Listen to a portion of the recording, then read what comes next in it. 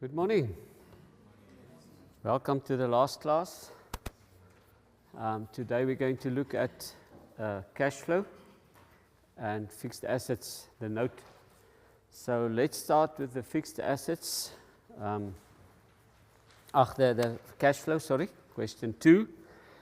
They say you are provided with information. So when you get this question, before you start with the question, just check what they give you. If we look at the information they give us, it's figures from the statement of comprehensive income, figures from the statement of financial position, some information about shares and dividends, and they give you the cash flow from the 2 previous years. Some information there. The first one they ask is calculate the following for 2025, the interim dividend per share. So remember, if they ask you anything about shares, one of the things that you might sometimes use is the part in your retained income note where you say it is your dividends and it's paid or interim and declared. So sometimes they will give you 2 of the 3 figures. So they will give you the dividends, and then they will give you the interim dividend, and then you can get your final dividend. Or they give you the final dividend, and then you get your interim dividend. Now, if you look at this question, that's one of the things that they say. They don't give us the dividends. I don't see the retained income note. So we can't use that. Am I right? But always remember, somewhere if they ask dividends, that can be helpful if you know you have to use this one. So what do they give us about dividends? If we see at number C, they say on 31st December, interim dividends were paid. On 1 January, shares were issued. On 30 June, a final dividend of 75 cents per share were declared, but they have not been paid. So they don't give us the interim dividend. But what do they give us? The dividends paid. They give us the dividends paid. And remember when we did cash flow, when we said dividends paid consists of what? Shareholders of last year and your interim dividend. All right. So we see, if you look at the cash flow, they give us the dividends paid is 780,000. Paid is 780,000. So we see that is the shareholders of last year. Now our shareholders of last year was 420. So if we subtract 420,000, we get our interim dividend of 360,000. All right? And now remember, they want the dividends per share. So the dividends per share at that stage, at the middle of the year, there was 1.2 million shares in issue. So we would divide that by 1.2 million and multiply by 100 to get cents. So then we get 30 cents per share. All right. Then they ask us the percentage return on shareholders' equity. So the return on shareholders' equity is our net profit after tax, 28,66500. And remember, it's on the average shareholders' equity. The average shareholders' equity. They give us the shareholders' equity is 18,168 plus the 10,786.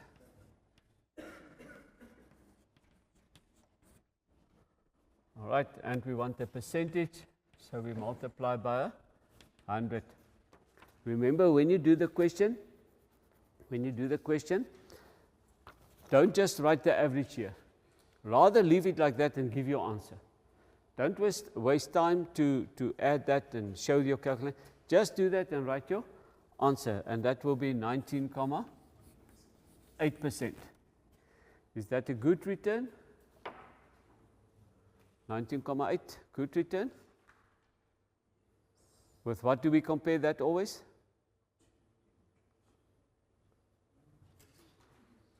Fixed deposit, the interest on your fixed deposit. Remember the return on capital employed, we compare with the return on your, the interest rate on your loan. All right. Okay, then they ask us a few things about the cash flow statement, the normal one, income tax paid. So what do?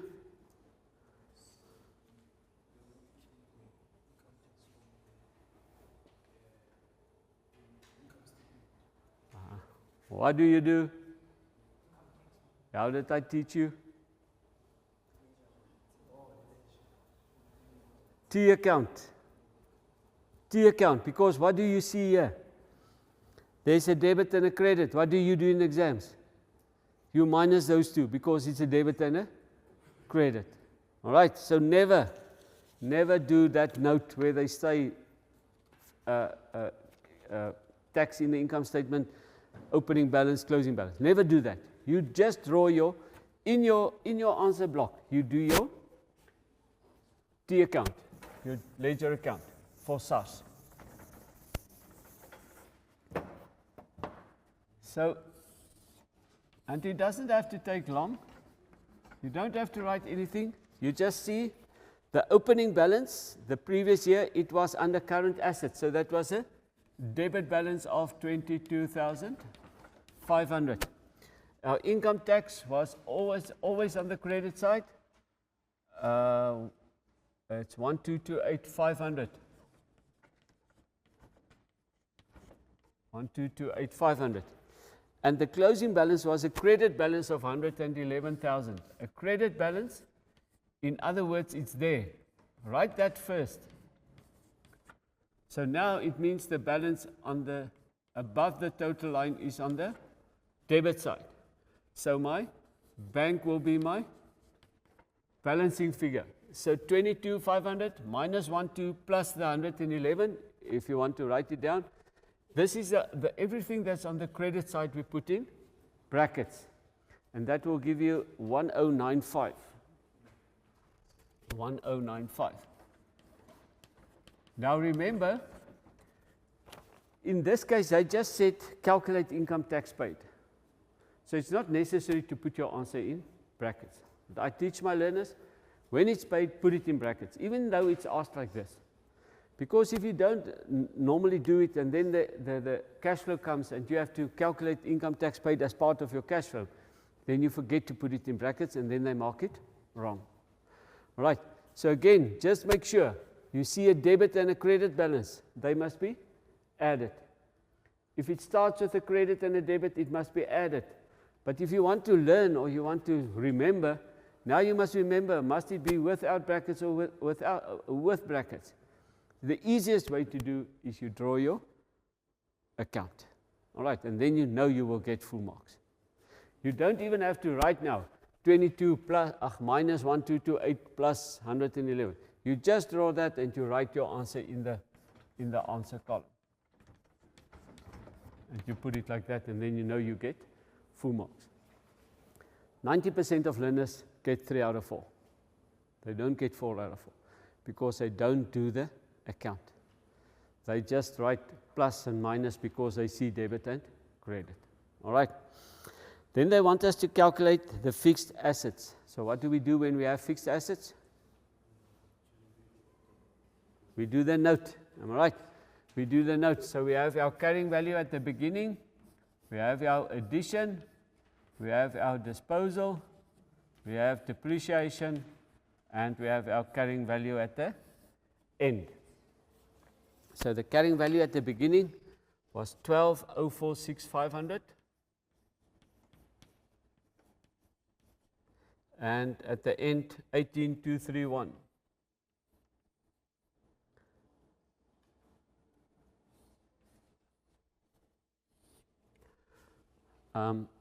The depreciation was 618,000. 618,000.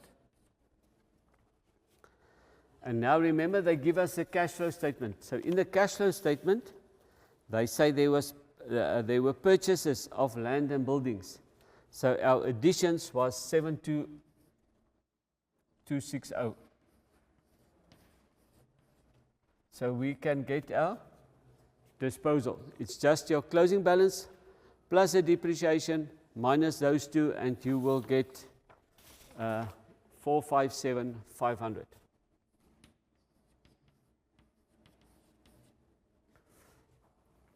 Last year, Mr. Fouchier phoned me one day and he asked me to check a question paper for him. And I know I have to do this. And then I sat and I just do it without doing this. I just calculated it. And then I told him, but he swapped the figures. And then he phoned me and he said, but he's sure he is right. And when I looked, I swapped the figures because I didn't do this. I just wrote it on the answer book. So even I make a mistake with that. Same with SARS. So whenever you get that, write it like that. It takes you 2 seconds.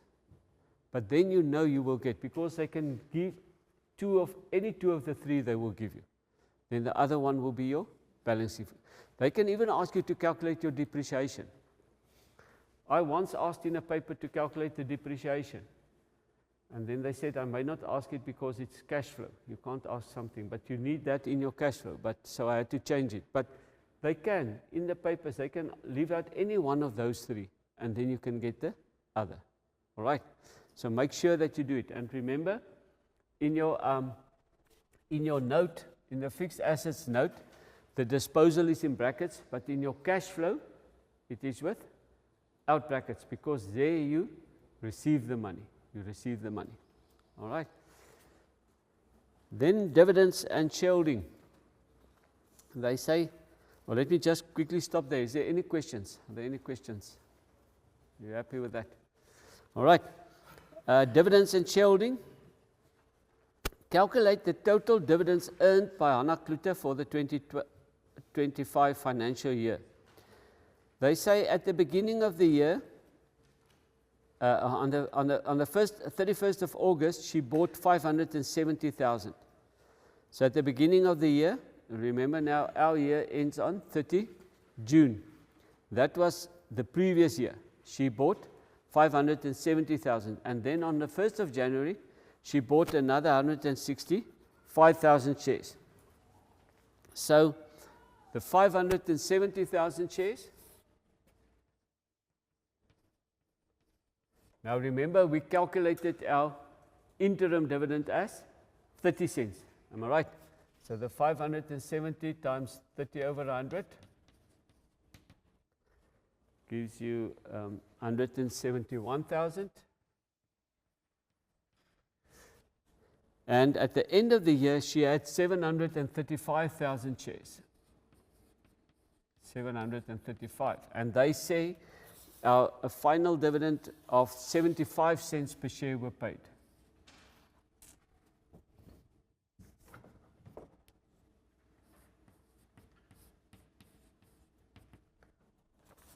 And that will give you 551,250.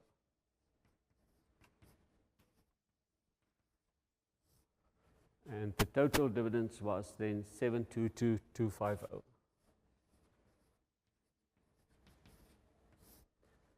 That was the total dividends that she received.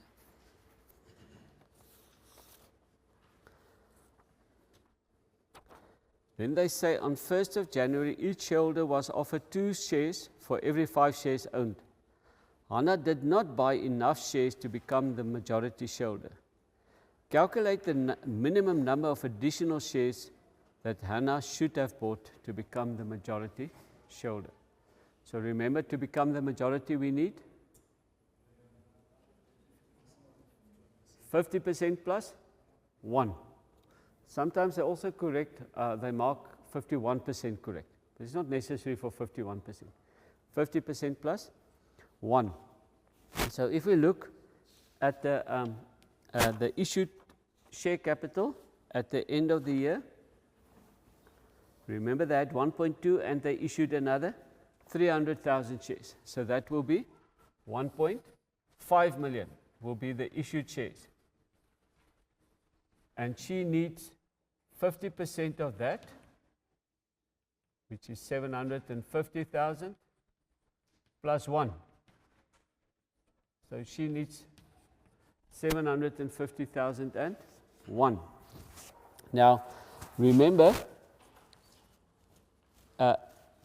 she had 570,000 shares. 570,000. So the 750,000 and 1 minus the 570,000. So she needed to buy 180,001 shares.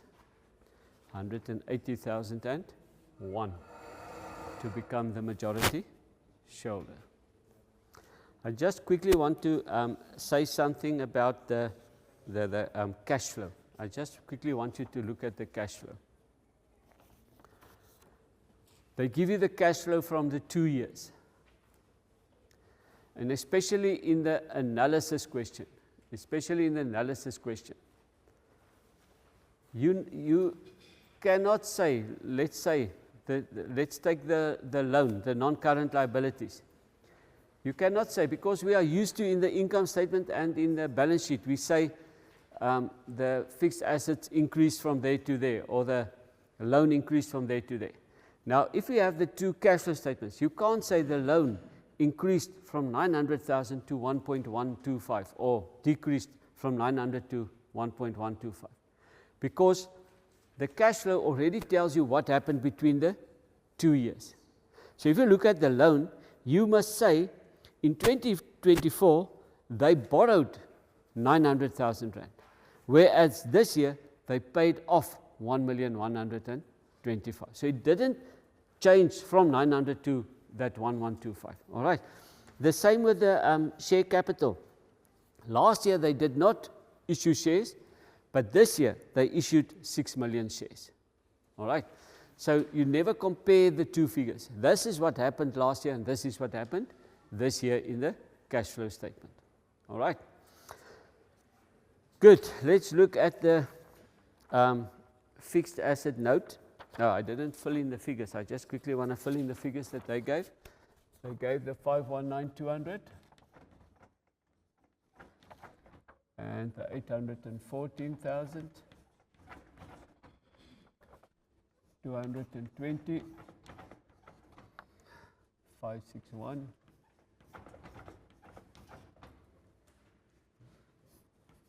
341.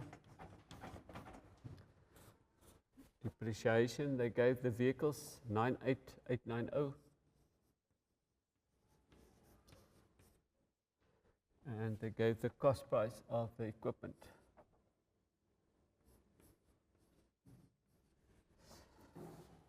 All right. So let's see what they say. They say new equipment was bought. They didn't have to give you the figure, am I right? Because they gave you the closing balance and they gave you the opening balance. But they were nice, they gave you the 55,000, the addition. They gave you the 55,000. There were no disposal of equipment. And they say depreciation is 10% on the cost price. Now remember, we have old and we have new. The old ones, 561,000 times 10% for the year gives you 56,100. And the new one was 55,000 times 10%. And we bought that on the 31st of December. So we had it for 6 months. So that's 2750. Yeah. So that's 58,850. So our depreciation 58,850. In this question, they gave you a place to calculate. But normally they will say this is number 2 or number 1 or number 3. Then you do that calculation. All right. They don't normally ask the fixed asset note anymore. They normally ask just the calculations. And now remember, the 561 plus 55 gives us the 616. 341 plus the 58,000 gives us the 399. 850. Is it 399? Yeah.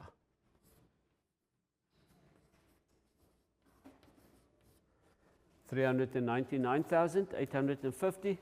So our carrying value is 216,150.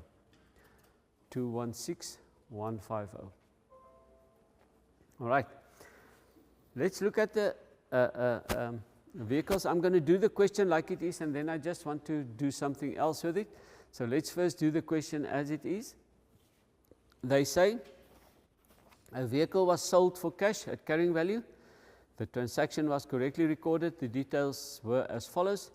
So remember, when we have asset disposal, we do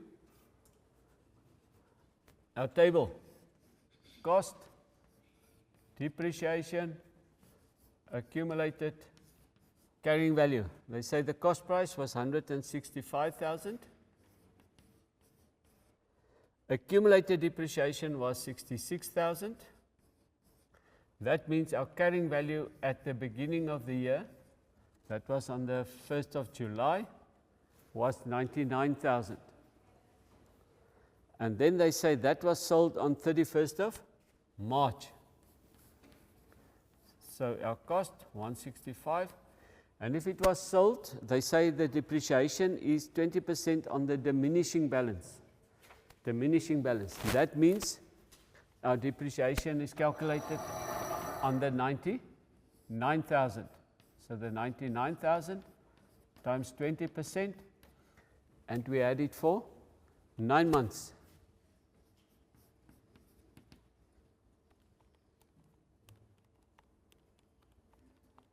That is 14,850.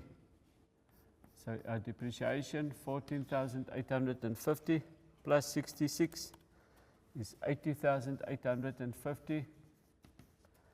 And if we subtract that from the 165, we get 84,150. So that is step number 6 when we did it. So remember, disposal is step number 6. It's 84,150. 84,150.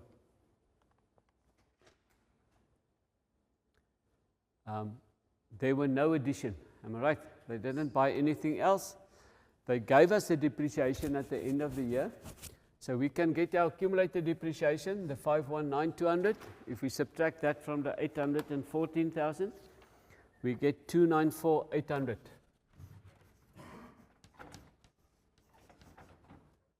294,800. Our cost price, sorry, is the 814 minus the 165, and that is 649. 649. And now remember, there was a disposal. So we can't say accumulated depreciation plus depreciation. There was a disposal. So what we can do is we can say 294,800 plus the 98,890 gives us 393. But now we have to remember we took out the one that we sold, the 80,850. So we subtract that 80,850 and we get 312,840.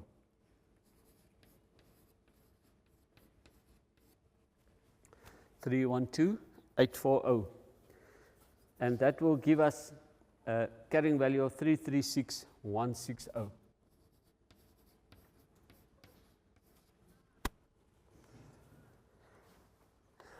Now I haven't checked the depreciation. Do you think the depreciation is correct? Let's check.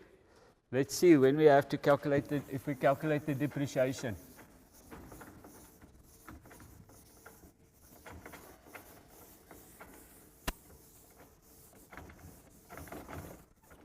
Right. Let's quickly look. Remember now we write off 20% on the diminishing balance. All right. So that means if we look at our cost and our accumulated, our cost price was 814,000 and our accumulated was 294,800. So if we look at our steps, remember now we must first do the disposal. So if we look at our steps, the first step is we calculate our depreciation. So we will debit depreciation. So the depreciation we will have for the sold one and for the old one. All right. So the sold, we calculated that as 14,850. So we debit depreciation and we will credit accumulated depreciation with 14,850. So that's our first step. What is the second step? We take out the cost price. So our cost price, we minus 165,000 and we take it to our asset disposal. The third step, we take out our accumulated depreciation, the 80,850. So we will subtract it from the accumulated depreciation. So if we do that, we have the cost price and the accumulated depreciation of our old vehicle. So the 814 minus 165 gives us 649,000. The 294,800 plus 14,850 minus 80,850 gives us 328,800.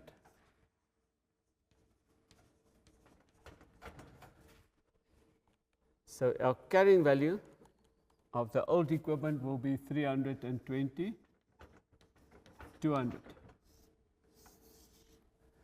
So what the old equipment will be the 320,200 times 20% for the whole year. That gives us 64,040. So plus the 14,850 gives us 78,890. So they were not right with this. Okay, so there was just a figure that they used. But let's say they didn't give us a depreciation. And remember what happens if we traded it in on a new vehicle. Let's say we bought a new vehicle for 210,000. I just want to take this out.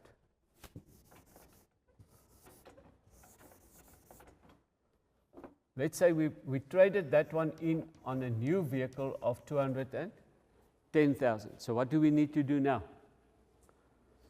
We also have to calculate the depreciation on the new one, which was 210,000 times 20%. For how long did we have that? For April, May, and June, for only 3 months.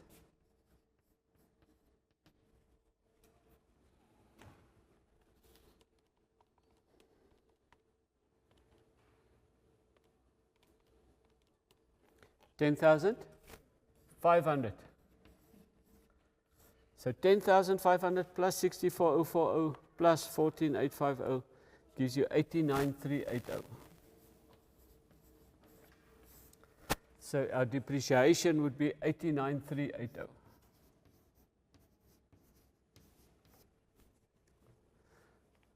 Our cost price, that 210, we will add to the 649.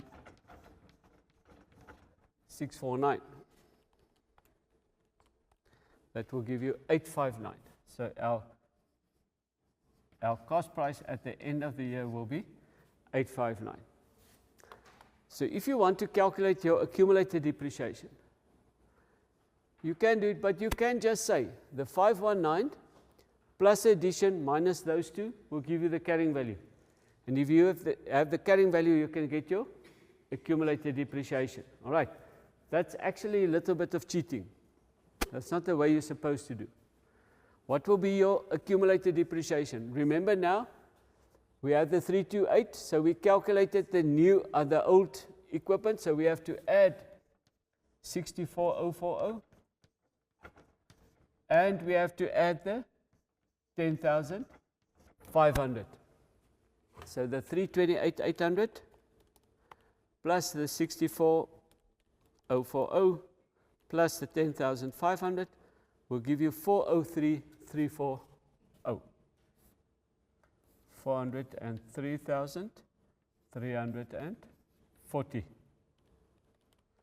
And then your carrying value will be 455,660. I hope I'm right. 519,200 plus 210.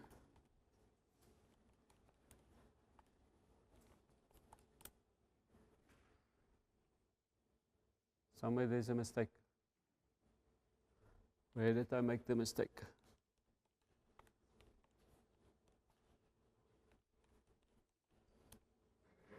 344.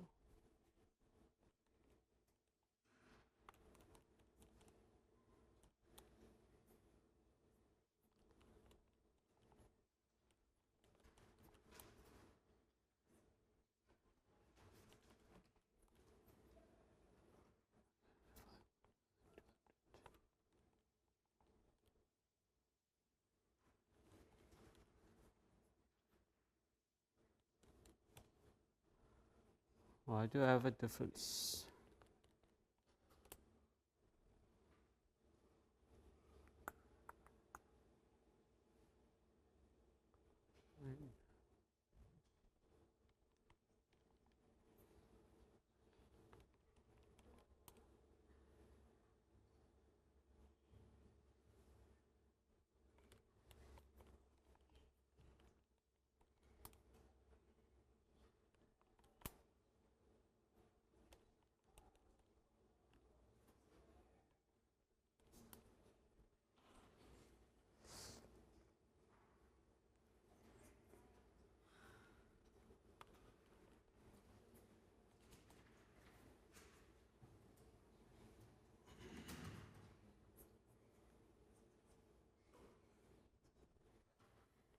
Just trying to see this.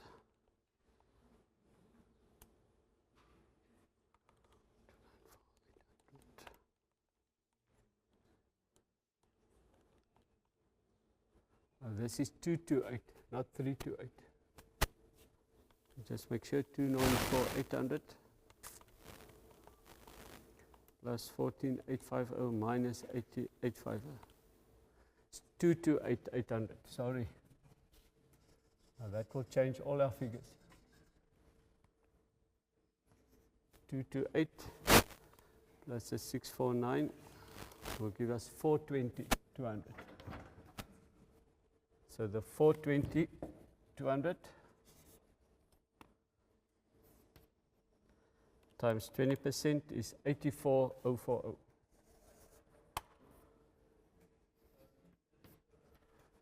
Plus the 14,850 was 98. Oh, so this was right. That 98,890 was correct. Plus the 10,500 will give us then 109,380. 109,380. So this one will be 109. I think now it will be fine. So the 294,800 plus 109,380 minus 80,850 will be 323,330.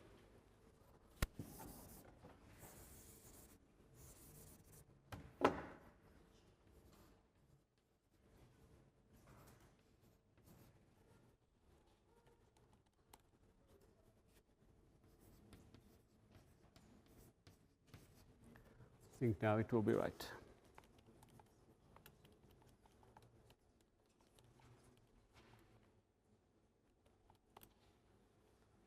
Yes, there it is.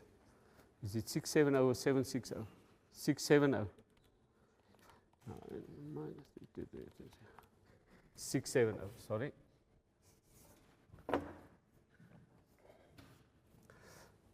So remember, normally if they ask this one, so let's say that's number 3, and it's diminishing balance. Write down sold, old, new, so that the markers know which one are you doing.